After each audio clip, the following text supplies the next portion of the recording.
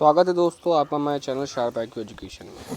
हमें political science की दूसरी किताब अंतर्राष्ट्रीय संबंध समस्या और सिद्धांत को हम लोगों ने पढ़ रहे थे।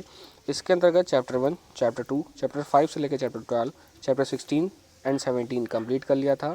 ना देखा हो आपने तो लिंक डिस्क्रिप्शन में दे रखा है, वहाँ से जाके आप देख सकते हैं। उससे पहले हम लोगों ने राजनीतिक सिद्धांत और भारत लोकतंत्र और विकास के कई चैप्टर हम लोगों ने कंप्लीट कर लिए थे। आज हम लोग को शुरू करना है निर्णय का अधिकार चैप्टर 18। तो चलिए शुरू करते हैं। आप हमारे लेक्चर का PDF टेलीग्राम चैनल पर पा सकते हैं, जिसका लिंक डिस्क्रिप्शन में दे रखा है। आप हमारे साथ इंस्टाग्राम पर भी जुड़ सकते हैं। यहाँ पर मैं डेली करंट अफेयर के पोस्ट अपडेट करता रहता हूँ और आप अपनी क्वेरीज में मुझसे यहाँ पर पूछ सकते हैं। अगर आप नए हैं तो प्लीज़ मेरा चैनल जरूर सब्सक्राइब करें ताकि हर वीडियोज़ की नोटिफिकेशन आप तक जल्द से जल्द पहुँच सके। आत्मनिर्णय का अधिकार चैप्टर 18। इसके अंतर्गत आज हम लोग विभिन्न सिद्धांत को पढ़ेंगे जो हर एक राष्ट्र को उस उच्च व्यवस्था को कायम करने के लिए जो बहुत ही ज़्यादा महत्वपूर्ण होती है, ऐसे निर्णय ऐसे अधिकार के बारे में आज हम लोग पढ़ेंगे। एक राष्ट्रीयता के लोगों के लिए अपने स्वयं के राज्य में शासन स्वयं करने का अधिकार हो आत्मनिर्णय कहलाता है। एक राष्ट्रीयता के लोगों को अपने स्वयं के राज्य में अपना शासन स्वयं करने का अधिकार आत्मनिर्णय का अधिकार कहलाता है। यानी कि अगर एक राष्ट्र है और वहाँ के जो नागरिक, वहाँ के जो लोग हैं, अपने नेता का जो चुनाव है वह स्वयं करते हैं और उनके पास शासन स्वयं करने का अधिकार प्राप्त है, तो इस सिद्धांत को आत्मनिर्णय का सिद्धांत कहते हैं। और ऐसे राष्ट्र बहुत ही ज़्यादा विकासशील होते हैं जहाँ के नागरिक शासन व्यवस्था से अपने आप को जुड़ा पाते हैं। उनके बीच में सद्भावना, भाईचारा और बंधुता का विकास होता है। ऐसे राष्ट्र निरंतर प्रगतिशील और विकासशील होते हैं। जैसे कि हम एग्जाम्पल देख सकते हैं कि जो नेपाल है, इसके जो शासन व्यवस्था है कहीं ना कहीं चाइना से प्रभावित है और इस कारण यहाँ के जो विकास प्रक्रिया है वो हमेशा निरंतर बाधित होती रहती है। और दूसरा अगर हम एग्जाम्पल लें तो चाइना जो है वह एक कम्युनिस्ट पार्टी द्वारा शासित है, जहाँ की एक पार्टी का शासन निरंतर चलता चला आ रहा है।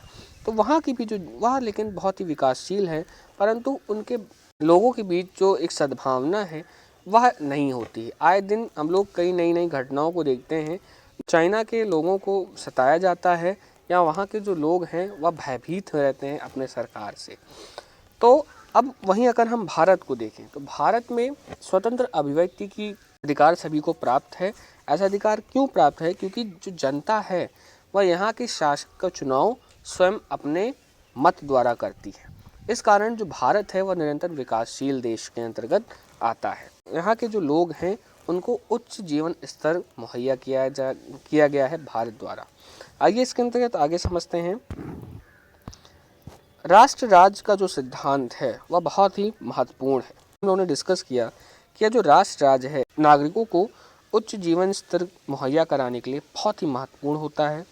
प्रजा के हित की भावना का ध्यान इसके अंतर्गत रखा जाता है। किसके अंतर्गत? आत्मनिर्णय के अधिकार के अंतर्गत। संयुक्त राष्ट्र संघ और आत्मनिर्णय, आइए इस टॉपिक के अंतर्गत समझते हैं हम लोग।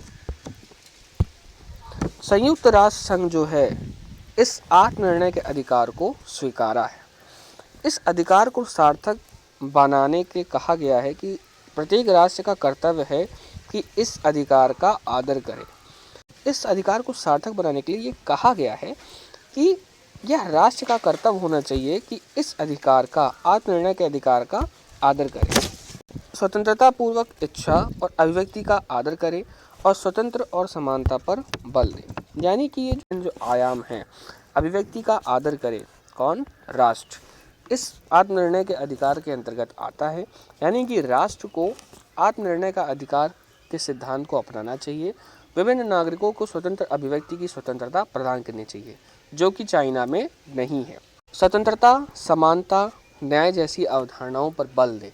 यानी कि एक समाज में रहने वाले सभी नागरिकों को समान आर्थिक व्यवस्था, समान राजनीतिक व्यवस्था और समान सामाजिक व्यवस्था प्रदान करे। यानी कि स्वतंत्रता और समानता पर बल दे।